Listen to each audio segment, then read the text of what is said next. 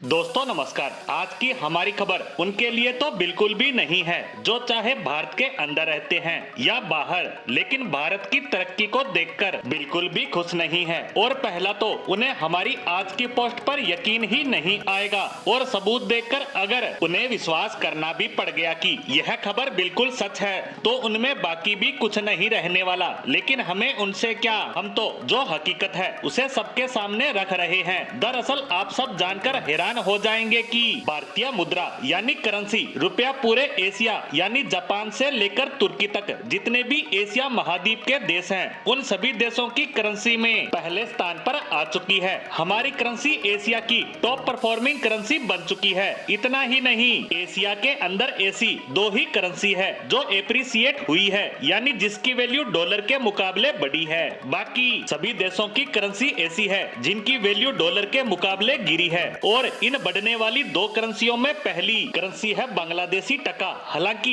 ये 0.07% ही बढ़ा है, लेकिन वो इस बढ़ोतरी में शामिल है। वहीं इसमें दूसरा देश है भारत, जिसकी करेंसी 0.11% बढ़ी है सिर्फ एक महीने के अंदर। जी हाँ, हम बात कर रहे हैं जनवरी महीने की। और इन दोनों करेंसियों को हटाने के बाद हर एक देश की हालत खराब है। चाहे आप चाइनीज करेंसी को देख लो या जापान इंडोनेशिया की या साउथ कोरिया, ताइवान और सिंगापुर की, सबकी करेंसी डॉलर के मुकाबले माइनस में गई है। एशिया की टॉप करेंसी भी बुरे दौर से गुजर रही है। आप खुद देख सकते हैं कि सबकी क्या क्या स्थिति है। जापान का येन तो सबसे ज्यादा 4.8% तक जा गिरा है। इतना ही नहीं, एक और चौंकाने वाले आंकड़े की बात करें तो बिजनेस स्टैंडर्ड और वाचर, जो दो बड़ी एजेंसियां हैं, इन्होंने रिपोर्ट में ये बताया है कि ये जो भारतीय रुपया है ये पिछले एक साल में यानी 2023 में सबसे ज्यादा स्टेबल करेंसी थी। अब आपको लग रहा होगा कि ये कैसे संभव है, तो आप चार्ट में देख सकते हैं कि 2023 की शुरुआत में 82 से लेकर आज भी यह लगभग 83 रुपए के आसपास है। यानी हमारा रुपया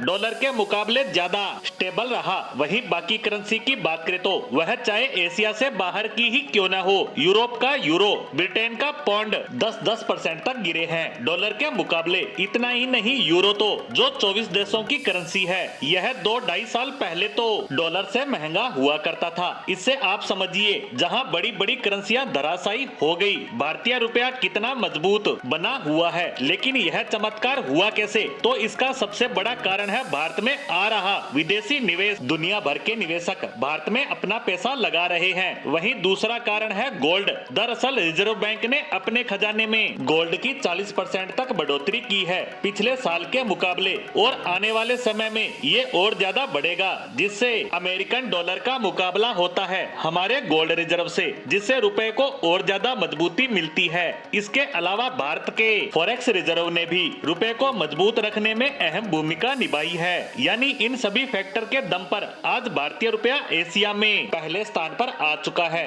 और यही सब उन लोगों को हजम नहीं हो रहा है जो भारत की तरक्की को देखकर जलते हैं। इसी के साथ हमारी आज की पोस्ट को यहीं विराम देते हैं। धन्यवाद।